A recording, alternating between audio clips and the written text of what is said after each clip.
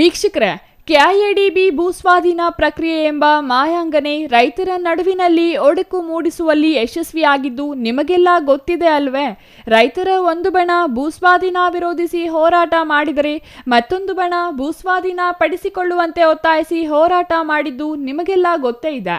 ಭೂಸ್ವಾಧೀನ ಎಂಬ ಸರ್ಕಾರದ ಜಾಣ ನಡೆ ರೈತರ ಒಗ್ಗಟ್ಟು ನಾಶಪಡಿಸುವಲ್ಲಿ ಯಶಸ್ವಿಯಾಗಿದ್ದು ಇದೀಗ ರಾಜಕೀಯ ಕಿಚ್ಚು ಹಚ್ಚುವಲ್ಲಿಯೂ ಯಶಸ್ವಿಯಾಗಿದೆಯಾ ಎಂಬ ಸಂದೇಹ ಮೂಡುತ್ತಿದೆ. ಅದರಲ್ಲೂ ಮಿತ್ರ ಪಕ್ಷಗಳ ನಡುವೆಯೇ ಭಿನ್ನಮತಕ್ಕೆ ಭೂಸ್ವಾಧೀನ ಪ್ರಕ್ರಿಯೆ ಕಾರಣವಾಗಿದ್ದು ಇದು ಎಲ್ಲಿಗೆ ಮುಟ್ಟಲಿದೆ ಎಂಬ ಕುತೂಹಲ ಕೆರಳಿಸಿತ್ತು. ಭೂಸ್ವಾಧೀನಕ್ಕೆ ಆಗ್ರಹಿಸಿ ಹೋರಾಟ ಮಾಡುತ್ತಿದ್ದ ರೈತ ಬಣ 2 ದಿನಕ್ಕೆ ಹೋರಾಟದಿಂದ ನಾಪತ್ತೆಯಾಗಿದ್ದು ಭೂಸ್ವಾಧೀನ ಪ್ರಕ್ರಿಯೆ ವಿರೋಧಿಸಿ ನಡೆಯುತ್ತಿರುವ ಹೋರಾಟ 25ನೇ ದಿನಕ್ಕೆ ಕಾಲಿಟ್ಟಿದೆ. ಈಗಲೂ ಅಹೋರಾತ್ರಿ ಧರಣಿ ನಡೆಯುತ್ತಿದೆ. ಈ ನಡುವೆ ಸಂಸದ ಡಾಕ್ಟರ್ ಕೆ ಸುಧಾಕರ್ ಅವರು ಇತ್ತೀಚೆಗೆ ಚಿಕ್ಕಬಳ್ಳಾಪುರಕ್ಕೆ ಭೇಟಿ ನೀಡಿದ ವೇಳೆ ಭೂಸ್ವಾಧೀನ ವಿರೋಧಿಸಿ ರೈತರು ನಡೆಸುತ್ತಿದ್ದ ಹೋರಾಟದ ವೇದಿಕೆಗೆ ಭೇಟಿ ನೀಡಿ ಬೆಂಬಲ ವ್ಯಕ್ತಪಡಿಸಿದರು. ಅಲ್ಲದೆ ಶಿಡ್ಲಘಟ್ಟ ಶಾಸಕ ರವಿಕುಮಾರ್ ಅವರು ರೈತರಿಗೆ ಬೆಂಬಲ ನೀಡಬೇಕಿತ್ತೆಂದು ಹೇಳಿದ್ರಂತೆ.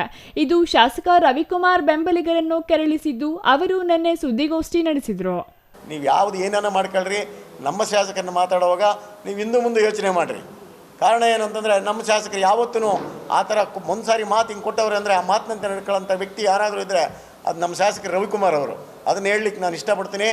ಆದ್ದರಿಂದ ಇವೆರಡರಲ್ಲೂ ಕೂಡ ಜಿಲ್ಲಾ ಬ್ಯಾಂಕ್ ಎಲೆಕ್ಷನ್ ಇರ್ಬೋದು, ಚೀಮೂಲ ಎಲೆಕ್ಷನ್ ಇರ್ಬೋದು, ನಿಮ್ಮ ನಡವಳಿಕೆಗಳೇನು ಅನ್ನೋದನ್ನು ಇಡೀ ಕ್ಷೇತ್ರ ಜನತೆ ಗೊತ್ತದೆ. ಇವತ್ತು ನೀವು ಇಷ್ಟೆಲ್ಲ ನಾನು ಡೆವಲಪ್ಮೆಂಟ್ ಮಾಡಿದ್ದೀನಿ, ಕೋಟ್ಯಾಂತರ ರೂಪಾಯಿ ಲಕ್ಷಾಂತರ ಕೋಟಿ ತಂದಿದ್ದೀನಿ, ಈ ತಾಲೂಕು ಹಾಕಿದ್ದೀನಿ ಅಂದರೆ ನೀವು ಯಾಕೆ ತಾಲೂಕು MLA ಸೋತ್ರಿ ಅನ್ನೋದನ್ನು ಒಂದು ಹೆಜ್ಜೆ ಹಿಂದಕ್ಕೆ ನೋಡ್ರಿ. ಅದಕ್ಕೆ ಕಾರಣ ಏನು ಅಂತ ನಿಮಗೆ ಗೊತ್ತಾಗ್ತದೆ. ಆ ಕಾರಣಗಳೆಲ್ಲ ನಾನು ಹೇಳ್ಕೊಂಡು ಕೂತ್ಕೊಳ್ಳಿಕ್ಕೆ ನಾನು ತಯಾರಿಲ್ಲ. ಶಿಡ್ಲಘಟ್ಟ ಜೆಡಿಎಸ್ ಮುಖಂಡರು ಚಿಕ್ಕಬಳ್ಳಾಪುರದ ಪತ್ರಕರ್ತರ ಭವನದಲ್ಲಿ ಗುರುವಾರ ಸುದ್ದಿಗೋಷ್ಠಿ ನಡೆಸಿ ಸಂಸದ ಸುಧಾಕರ್ ಅವರು ಹೊಂದಾಣಿಕೆ ರಾಜಕೀಯ ಮಾಡುತ್ತಿದ್ದಾರೆ. ಉಭಯ ಬಣಗಳ ರೈತರು ಶಾಸಕರಿಗೆ ಮುಖ್ಯ. ಹಾಗಾಗಿ ರೈತರ ಒಮ್ಮತದ ತೀರ್ಮಾನಕ್ಕೆ ಶಾಸಕರು ಬದ್ಧರಾಗಿದ್ದಾರೆ. ಆದರೆ ಸಂಸದರು ಈ ರೀತಿ ಮಾತನಾಡಬಾರದಿತ್ತು ಎಂದು ಡಾಕ್ಟರ್ ಕೆ ಸುಧಾಕರ್ ವಿರುದ್ಧ ಆಕ್ರೋಶ ವ್ಯಕ್ತಪಡಿಸಿದರು. ಇದು ಸಂಸದ ಡಾಕ್ಟರ್ ಕೆ ಸುಧಾಕರ್ ಬೆಂಬಲಿಗರನ್ನು ಕೆರಳಿಸಿದ್ದು ಇಂದು ಶಿಡ್ಲಘಟ್ಟ ಮಾಜಿ ಶಾಸಕ ಎಂ ರಾಜಣ್ಣ ನೇತೃತ್ವದಲ್ಲಿ ಸುದ್ದಿಗೋಷ್ಠಿ ನಡೆಸಿದ ಸುಧಾಕರ್ ಬೆಂಬಲಿಗರು ಜೆಡಿಎಸ್ ಮುಖಂಡರ ವಿರುದ್ಧ ಆಕ್ರೋಶ ವ್ಯಕ್ತಪಡಿಸಿದರು. ಮಾಜಿ ಶಾಸಕ ರಾಜಣ್ಣ ಮಾತನಾಡಿ, ಕೆಐಎಡಿಬಿ ಭೂಸ್ವಾಧೀನ ವಿರೋಧಿಸಿ ರೈತರ ಪರವಾಗಿ ಕಳೆದ 2 ವರ್ಷಗಳಿಂದ ಹೋರಾಟ ಮಾಡಲಾಗುತ್ತಿದೆ. ಫಲವತ್ತಾದ ರೈತರ ಭೂಮಿ ಸ್ವಾಧೀನ ಮಾಡಿಕೊಳ್ಳುವುದು ಸರಿಯಲ್ಲ. 13 ಗ್ರಾಮಗಳ 2800 ಎಕರೆಗೂ ಹೆಚ್ಚು ಭೂಮಿ ವಶಕ್ಕೆ ನೋಟಿಫಿಕೇಶನ್ ಆಗಿದೆ. ಭೂಮಿ ಕಳೆದುಕೊಂಡು ರೈತರು ಬೀದಿಗೆ ಬರಬೇಕಾಗುತ್ತೆ. ಹಾಗಾಗಿ ಭೂಸ್ವಾಧೀನ ಕೈಬಿಡಬೇಕೆಂದು ಆಗ್ರಹಿಸಿದರು. ಇನ್ನು ಶಿಡ್ಲಘಟ್ಟ ಕ್ಷೇತ್ರದಲ್ಲಿ ಎಲ್ಲಿ ಇವತ್ತೇನು ಭೂ ಸ್ವಾಧೀನ ಕಾಯ್ದೆ ಪ್ರಕಾರ A and B ಕ್ಲಾಸ್ ಭೂಮಿಯನ್ನು ಕೃಷಿಗೆ ಬಿಡಬೇಕು, C and D ಕ್ಲಾಸ್ ಭೂಮಿನ ಮಾತ್ರ ಕೈಗಾರಿಕೆ ಉಪಯೋಗಿಸ್ಕೋಬೇಕು ಅಂತ ಆ ನಿಯಮನೇ ಇದೆ. ಇವೆಲ್ಲವನ್ನು ಗಾಳಿಗೆ ತೋರಿ ಇವತ್ತು ಯಾವ ಉದ್ದೇಶಕ್ಕೆ ಮಾಡ್ತಾ ಇರೋದು, ಏರ್ಪೋರ್ಟ್ಗೆ ಹತ್ರ ಇದೆ ಅಥವಾ ನಿಮ್ಗೆ ಇನ್ನೂ ಒಂದು ಮಾಹಿತಿ ಅಂದರೆ ಇಡೀ ಕರ್ನಾಟಕ ರಾಜ್ಯದಲ್ಲಿ ಹೈದರಾಬಾದ್ಗಿಂತ ಇಕ್ರಿಸ್ಯಾಟ್ ಸಂಸ್ಥೆಯಿಂದ ಜಮಕೋಟೆ ಹೋಬಳಿ ಮತ್ತು ನಂದಿ ಹೋಬಳಿಯ ಜಮೀನು ಅತ್ಯಂತ ಫಲವತ್ತಾದ ಕೃಷಿಗೆ ಯೋಗ್ಯವಾದಂಥ ಸರ್ಟಿಫಿಕೇಟ್ ಕೂಡ ಕೊಟ್ಟಿದ್ದಾರೆ. ಇವೆಲ್ಲವನ್ನು ಕೂಡ ಸಂಬಂಧಪಟ್ಟ ಅಧಿಕಾರಿಗಳಿಗೆ ಮನವಿ ಮಾಡಿದ್ದೀವಿ. ಅದು ಕೂಡ ಈ ಒಂದು ಪ್ರಕ್ರಿಯೆ ಮುಂದುವರಿತಾ ಇದೆ. ಇವತ್ತು ಘನ ಸರ್ಕಾರ ಇದಕ್ಕೆ ಮೂಲಭೂತವಾಗಿ ನಮ್ಮೆಲ್ಲರ ಘನ ಸರ್ಕಾರ ನಡೆಸಿದಂಥ ಜನಪ್ರತಿನಿಧಿಗಳು, ಆಡಳಿತ ಮಾಡ್ತಕ್ಕಂಥ ಜನಪ್ರತಿನಿಧಿಗಳು, ಜಿಲ್ಲಾಡಳಿತ ಮತ್ತು ತಾಲೂಕುಗಳ ಸಂಪೂರ್ಣ ಜವಾಬ್ದಾರಿ ಅಂತೇಳಿ ಮಾನ್ಯ ಸುಧಾಕರ್ ಸಾಹೇಬರು ಕೂಡ ಅವತ್ತು ಮಾತಾಡಿದ್ರೆ, ನಾವು ಕೂಡ ಎಲ್ಲ ಹೋರಾಟದಲ್ಲಿ ಇವರು ಜವಾಬ್ದಾರಿ ತಗೊಂಡು ಮಾಡಬೇಕನ್ನೋದು ಹೋರಾಟ ಮಾಡ್ತೇವೆ. ಯಾರ ಬಗ್ಗೆ ವೈಯಕ್ತಿಕ ತೇಜೋವಧಿ ಯಾರೂ ಮಾಡಿಲ್ಲ, ಯಾರೂ ಮಾತಾಡಿಲ್ಲ.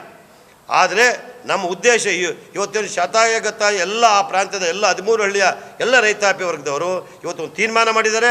ನಮ್ಮ ಭೂಮಿಯನ್ನು ನಮಗೆ ಕೊಡೋವರೆಗೂ ನಮ್ಮ ಪ್ರಾಣವನ್ನಾದರೂ ನಾವು ಬಿಡಕ್ಕೆ ರೆಡಿ ಇದ್ದೀವಿ. ನಮ್ಮ ಭೂಮಿ ಕೊಡೋದ್ರ ತೀರ್ಮಾನಕ್ಕೆ ಎಲ್ಲ ರೈತರು ಬಂದಿದ್ದಾರೆ. ಆ ನಿಟ್ಟಿನಲ್ಲಿ ಹಲವಾರು ಈ ಕೆಲವು ಗುಂಪುಗಳು ಮಾಡಿದ್ದಾರೆ.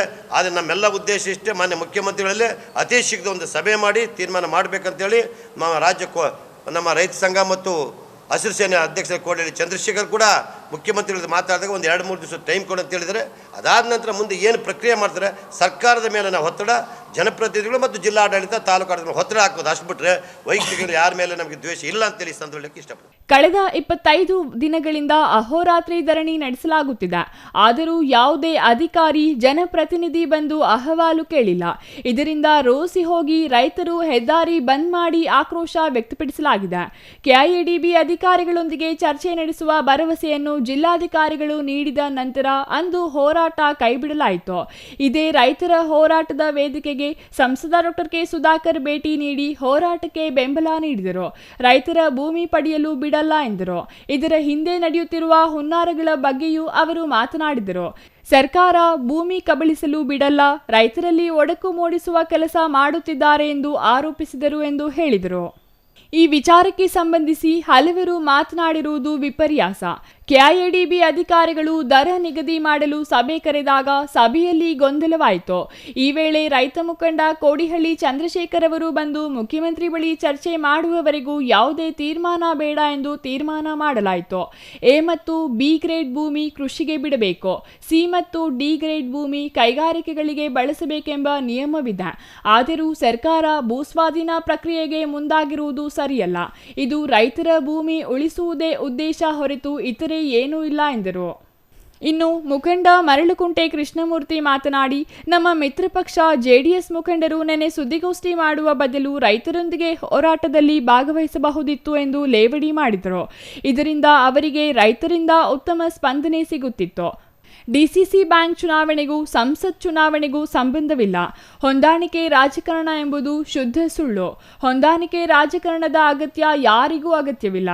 850 ಮಂದಿ ರೈತರು ಭೂಮಿ ನೀಡಲ್ಲ ಎಂದು ಸರ್ಕಾರಕ್ಕೆ ಪತ್ರ ಕೊಟ್ಟಿದ್ದಾರೆ. ಪ್ರಭಾವಿಗಳ ಭೂಮಿ ಬಿಟ್ಟು ಬಡವರ ಭೂಮಿ ಪಡೆಯುವ ಹುನ್ನಾರ ನಡೆಯುತ್ತಿದೆ. ಪೌಲ್ಟ್ರಿ ಫಾರಂ ಇದ್ದರೂ ಅದನ್ನು ವಶಕ್ಕೆ ಪಡೆಯಲು ಮುಂದಾಗಿದ್ದಾರೆ. ಬಂಜರು ಭೂಮಿ ಕೈಬಿಟ್ಟಿದ್ದಾರೆ.